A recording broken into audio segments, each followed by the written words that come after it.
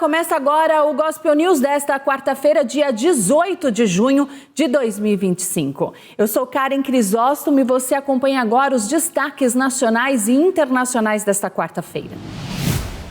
A foto oficial dos líderes do G7 feita nesta terça-feira teve o presidente Lula ao lado do presidente da Ucrânia, Volodymyr Zelensky. O encontro do G7, grupo formado pelas 7 nações mais industrializadas do mundo, ocorreu na cidade de Kananaskis, na província de Alberta, no Canadá. O Brasil participou da sessão ampliada da cúpula, com outros países convidados. Lula foi convidado pelo primeiro-ministro canadense, Mark Carney. O tema principal da reunião com o presidente brasileiro foi segurança energética, com ênfase em tecnologia e inovação, diversificação e viabilização de cadeias produtivas de minerais críticos, infraestrutura e investimento. Nesta terça-feira, o último dia da cúpula do grupo, o G7 declarou apoio à Ucrânia frente à invasão da Rússia. Ao receber Zelensky, o primeiro-ministro canadense anunciou que seu país dará uma nova ajuda militar à Ucrânia, no valor de 1,47 bilhão de dólares, o equivalente a 8 bilhões de reais. O presidente da Ucrânia, Volodymyr Zelensky, compareceu nesta terça-feira ao encontro do G7, grupo formado por Alemanha, Canadá, Estados Unidos, França, Reino Unido, Itália e Japão. A reunião de cúpula ocorre no Canadá. O primeiro-ministro canadense, Mark Carney, anunciou nesta terça 1,4 bilhão de dólares, o equivalente a 8 bilhões de reais, em apoio militar à Ucrânia. Carney, anfitrião da cúpula de líderes do G7, prometeu solidariedade total com a Ucrânia. Além do apoio militar, o político revelou mais sanções contra a Rússia para exercer máxima pressão sobre o presidente russo, Vladimir Putin. Segundo o governo canadense, a ajuda militar inclui drones, munições e veículos blindados. Zelensky afirmou que o ataque desta terça em Kiev reforça a necessidade de os aliados da Ucrânia aumentarem seu apoio. Pelo menos 10 pessoas morreram nesta terça em bombardeios em Kiev, um dos mais mortíferos contra a capital desde o início da invasão russa. Carney também anunciou um novo empréstimo de 2,3 bilhões de dólares, o equivalente a 9,2 bilhões de reais para a Ucrânia. O objetivo é ajudar a reconstruir a infraestrutura e sistemas públicos e se uniu ao Reino Unido para endurecer as sanções contra a chamada frota fantasma da Rússia, utilizada para driblar as sanções internacionais sobre suas vendas de petróleo.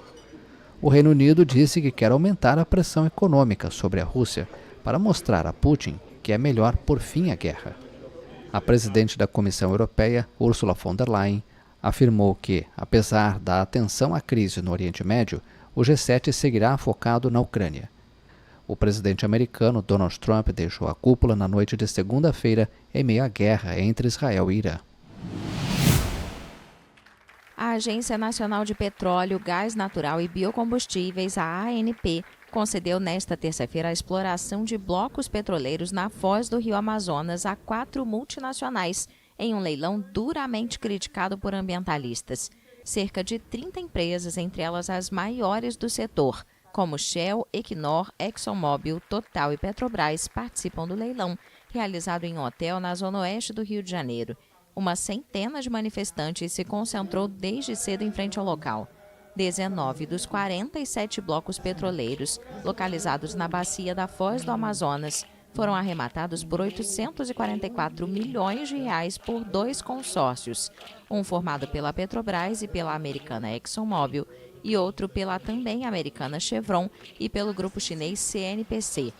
Esta área de exploração em águas profundas no Oceano Atlântico está situada perto da foz deste rio emblemático, que corta a maior floresta tropical do planeta, crucial na absorção dos gases de efeito estufa responsáveis pelo aquecimento global.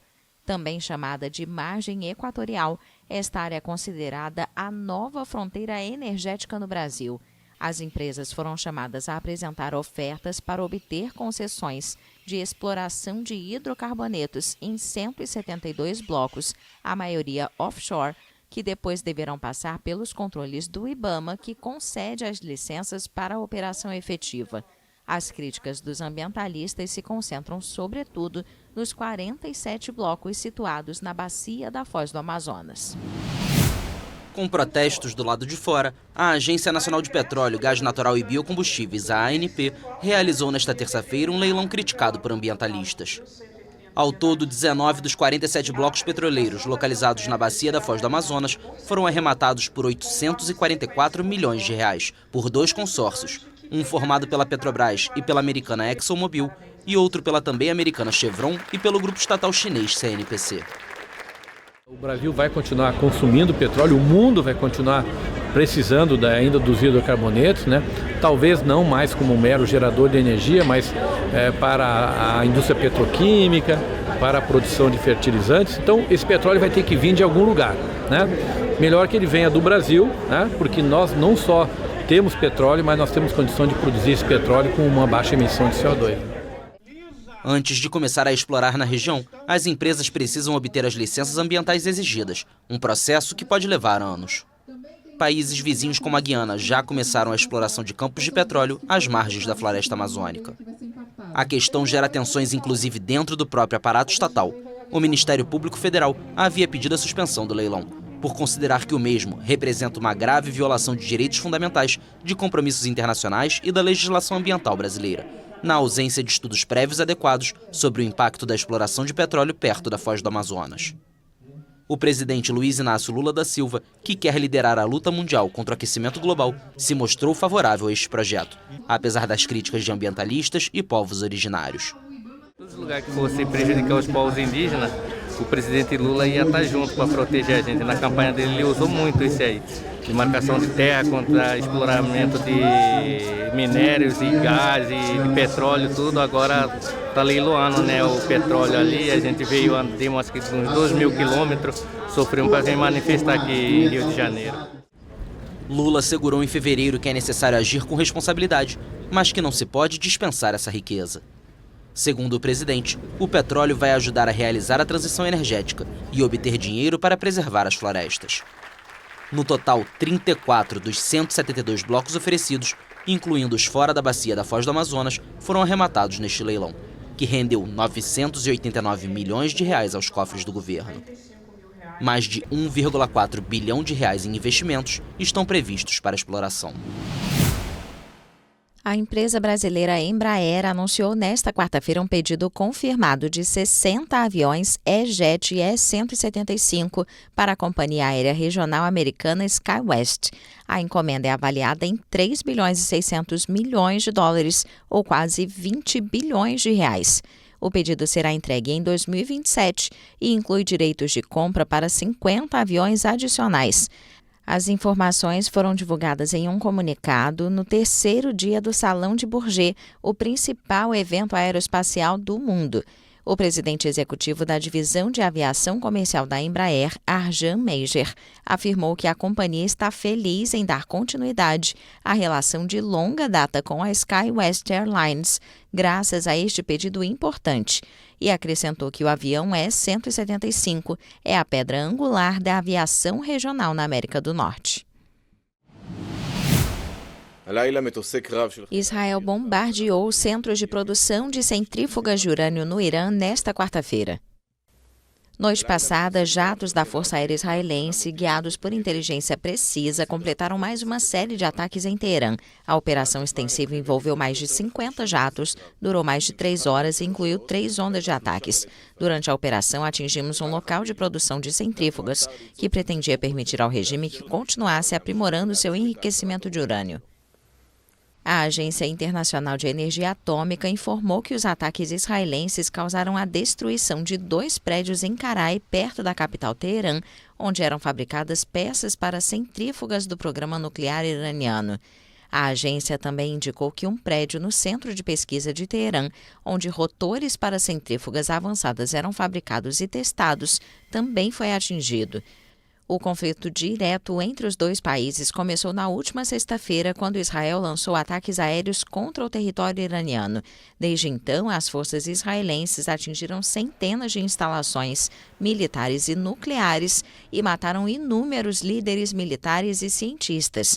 Israel justificou a ofensiva pela necessidade de impedir que o Irã desenvolvesse uma bomba atômica, um objetivo negado por Teherã, que sustenta que seu programa nuclear é exclusivamente para fins civis. O presidente americano Donald Trump usou a plataforma Truth Social nesta terça-feira para falar sobre o conflito entre Israel e Irã. Em uma postagem, o republicano afirmou que os Estados Unidos não matarão o Ayatollah Ali Khamenei, pelo menos não por enquanto. O magnata disse que a localização do líder supremo do Irã é sabida e que seria um alvo fácil, mas está seguro lá. O presidente americano acrescentou: "Não queremos mísseis disparados contra civis ou soldados americanos. Nossa paciência está se esgotando", e completou em letras maiúsculas: "Rendição incondicional". Em outra publicação, Trump aumentou as dúvidas sobre se Washington vai se juntar aos ataques israelenses contra a República Islâmica ao escrever: "Nós temos controle completo e total dos céus sobre o Irã", elogiando o uso de armamentos fabricados nos Estados Unidos, embora sem mencionar explicitamente Israel. Mais cedo, o ministro da Defesa de Israel, Israel Katz, alertou o Ayatollah Ali Khamenei que ele pode ter um destino similar ao do presidente iraquiano Saddam Hussein, deposto e posteriormente executado.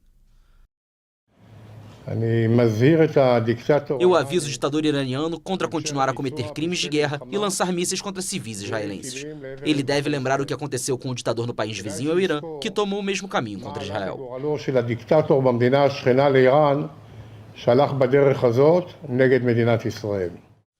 O chanceler israelense Gideon Sa'ar optou por um tom mais ameno e declarou que uma mudança de regime no Irã não é o objetivo desta guerra, mas pode ser um resultado.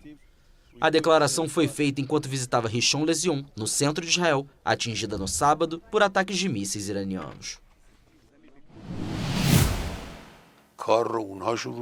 O líder supremo do Irã prometeu nesta quarta-feira que seu país não vai se render. Em um discurso transmitido no 6º dia de confronto direto com Israel, o Ayatollah emitiu um alerta aos Estados Unidos, cujo presidente Donald Trump pediu a rendição incondicional de Teherã.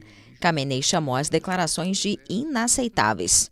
Se os Estados Unidos interviessem nesta área, especialmente por meio de envolvimento militar, os danos que sofreriam seriam, sem dúvida, irreparáveis. Khamenei, no poder desde 1989, tem a palavra final em importantes questões de Estado. A nação iraniana se opõe firmemente a uma guerra imposta, assim como vai se opor firmemente a uma paz imposta. Esta nação jamais se renderá aos ditames de ninguém. Israel lançou uma campanha militar sem precedentes na última sexta-feira, com o objetivo de interromper o programa nuclear iraniano. O Irã respondeu atacando Israel em ondas sucessivas, com mísseis e drones. O Estado judeu e várias potências ocidentais suspeitam que Teherã esteja desenvolvendo uma bomba atômica, algo que a República Islâmica nega. A grande questão agora é se os Estados Unidos vão se envolver de alguma forma, depois que Trump alertou que poderia matar Khamenei, a quem chamou de alvo fácil, mas que por enquanto não o fará. O presidente Donald Trump disse nesta quarta-feira que estava considerando se os Estados Unidos se juntariam aos ataques israelenses contra o Irã e afirmou que Teherã havia entrado em contato para buscar negociações. Vocês nem sabem se eu vou fazer isso. Vocês não sabem. Eu posso fazer, posso não fazer. Ninguém sabe o que vou fazer. Posso dizer uma coisa, o Irã está com muitos problemas e quer negociar. Eu disse, por que vocês não negociaram antes de toda essa morte e destruição? Por que? Eu disse às pessoas, por que vocês não negociaram comigo 2 semanas atrás? Vocês poderiam ter se saído bem, vocês teriam um país. É muito triste ver isso. O republicano repetiu o apelo por uma rendição total, algo que o líder supremo do Irã, o Ayatollah Ali Khamenei, rejeitou também nesta quarta-feira.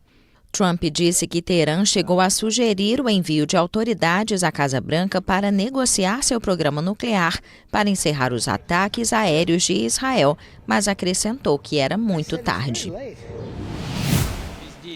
O presidente da Rússia, Vladimir Putin, afirmou nesta quarta-feira que Moscou está disposta a fazer a mediação do confronto entre Irã e Israel, uma iniciativa já apresentada na semana passada, que até o momento não obteve resposta. O Kremlin afirmou que Putin confirmou a vontade da Rússia em oferecer uma mediação para avançar no diálogo em uma ligação com o líder dos Emirados Árabes Unidos. Putin entrou em contato com uma série de líderes estrangeiros para propor uma mediação por parte de Moscou. Durante a conversa com o líder árabe, Putin destacou a necessidade de cessar o mais rápido possível as operações militares e de ativar os esforços político-diplomáticos para resolver os desacordos sobre o programa nuclear iraniano. As autoridades russas condenaram rapidamente os bombardeios israelenses contra o Irã na última sexta-feira e, posteriormente, o presidente russo propôs assumir a mediação. Desde a invasão à Ucrânia em 2022, a Rússia se aproximou consideravelmente de Teherã, principal aliado no Oriente Médio. A polícia de imigração deteve nesta terça-feira um candidato à prefeitura de Nova York que tentava impedir a detenção de um imigrante.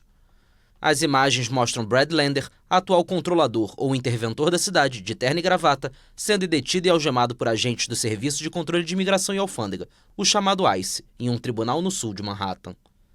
Em certo momento, o democrata diz aos agentes, alguns deles com o rosto coberto por máscaras: "Vocês não têm autoridade para deter um cidadão americano." Ele acrescenta: "Não estou obstruindo ninguém, estou aqui no corredor e estou solicitando ver uma ordem de detenção." A Procuradora-Geral de Nova York, Letitia James, classificou como profundamente inaceitável a detenção de Lander pelos agentes do ICE. Em um comunicado, ela afirmou que prender o controlador Lander, simplesmente por ter defendido imigrantes e seus direitos civis, constitui um terrível abuso de poder. O Serviço de Controle de Imigração e Alfândega não respondeu ao pedido de informações da AFP. A governadora Kathy Hochul anunciou que Lander foi liberado pouco depois, sem acusações, enquanto a pessoa que tentava proteger, identificado como Edgardo, segundo o democrata, teve negado o devido processo legal por parte de um governo e de um juiz que lhe devem uma audiência sobre medo crível antes de ser deportado. Nas últimas semanas, agentes do ICE, que aguardam nos corredores dos tribunais de imigração, na saída das salas onde ocorrem as audiências dos imigrantes com os juízes em seus processos migratórios, têm procedido à detenção de muitos deles. Desde que voltou ao poder em janeiro, Donald Trump e seu governo intensificaram as ações para expulsar do país o maior número possível de imigrantes indocumentados, ao mesmo tempo em que tentam ampliar suas competências nessa área. Para facilitar as deportações, as autoridades federais anularam regras que impediam os policiais de acessar determinados espaços, como os tribunais. A Justiça Argentina concedeu nesta terça-feira prisão domiciliar à ex-presidente Cristina Kirchner, após a confirmação na semana passada da sua pena de 6 anos de prisão e inabilitação para ocupar cargos públicos por corrupção. O tribunal resolveu determinar a detenção de Kirchner, de 72 anos, em seu apartamento em Buenos Aires e ordenou que seja colocado na ex-presidente um dispositivo de vigilância eletrônico. Kirchner, presidente do Partido Justicialista e principal líder da oposição, havia anunciado que se apresentaria à Justiça na quarta-feira para começar a cumprir sua pena. Os promotores do processo tinham pedido ao tribunal que não fosse concedida a prisão domiciliar, argumentando que as razões humanitárias que a justificam não são evidentes. A Suprema Corte Argentina confirmou na semana passada a condenação a 6 anos de prisão e inabilitação perpétua contra Kirchner por administração fraudulenta em contratos de obras públicas na província de Santa Cruz. Um tufão provocou grandes inundações no sul da China. A imprensa estatal informou nesta quarta-feira que cerca de 70 mil pessoas foram evacuadas. Amplas áreas da cidade de Zhaoqing, na província de Guangdong, ficaram submersas. De acordo com a agência de notícias Xinhua, as inundações afetaram mais de 180 mil habitantes do distrito de Raji e as autoridades mobilizaram mais de 10 mil socorristas. A região vizinha de Guangxi também foi afetada. O tufão Wu-Tip, o primeiro do ano na China, tocou o solo na província insular de Hainan na última sexta-feira, antes de se deslocar para Guangdong no sábado. O fenômeno trouxe ventos de até 128 km por hora antes de enfraquecer para uma tempestade tropical no final de semana. Ainda que a intensidade tenha diminuído, a tempestade seguiu provocando chuvas torrenciais no sul do gigante asiático e na província oriental de Zhejiang, onde autoridades emitiram um aviso de emergência pelo risco de inundações. Alerta máximo no leste da Indonésia após a erupção de um vulcão que lançou uma colossal nuvem de cinzas. De acordo com a agência de vulcanologia, a erupção do Monte Leutobilak-Lak, um vulcão de 2 picos com mais de 1.500 metros de altura, localizado na ilha turística de Flores, ocorreu pouco depois das 5h30 da tarde, horário local. A coluna de fumaça e cinzas atingiu cerca de 10 mil metros acima de seu cume. Embora não tenham sido registrados danos ou vítimas, a erupção causou pânico entre os moradores. Quando começou a erupção, todos saímos para fora por causa do barulho. Todos estavam aterrorizados, corriam e abandonavam suas casas.